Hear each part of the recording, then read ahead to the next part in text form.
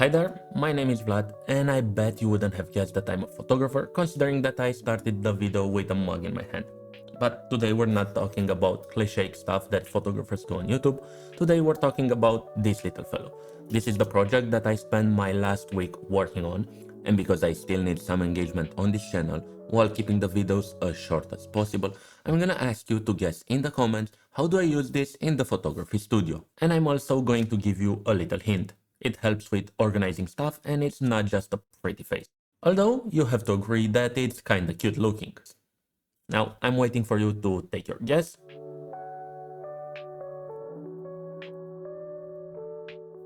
Hopefully that was enough, and now I can actually tell you that this is a cable holder. And while I realize this is not super exciting, I think this one has a place in every photography studio. The idea here is that I don't always want to put my lights and my light stands away when I'm done for today, especially if I know that I'm gonna be using them the next day as well. But I also don't want to have cables all around my studio because that's a tripping hazard, and more importantly, it's a real hazard for my wallet because if I knock something down, it's gonna cost me a ton to replace it. But hopefully, this guy is going to prevent all of that. It's going to live somewhere there on the bottom of my light stand, where I'm going to attach it securely with just 2 screws, while making sure not to over tighten the screws because the two parts are not designed to touch each other. I'm gonna coil up the cables, put it in the hanger part, and then give the end of the cable to him to chew on.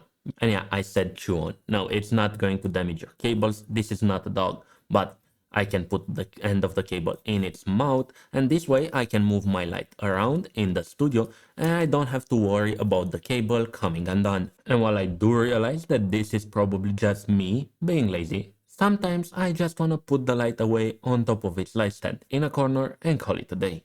So if I already convinced you and you wanna print one for yourself, the files are going to be on my website, right next to those awesome Lightroom presets that keep the lights on around here. But if the light stand that you have in your studio is not 35mm in diameter over here, hit me up on Instagram and I can actually tweak the model and upload it to printables so we can actually have silly little guys that hold cables for any kind of light stand that people might have in their studios. And finally, I want to address the way you should print this thing. The big part is designed to be printed on its side and you're not gonna need any kind of supports for it. And the small part that goes in the back, it's supposed to be printed vertically. This way it's stronger on the part that you're supposed to put a nut in. Speaking of nuts and bolts, the nut and the bolt are both M5 and I'm going with the X head over here because there are some space constraints with this thing. I didn't want it to be too bulky, so that's what I had to work with.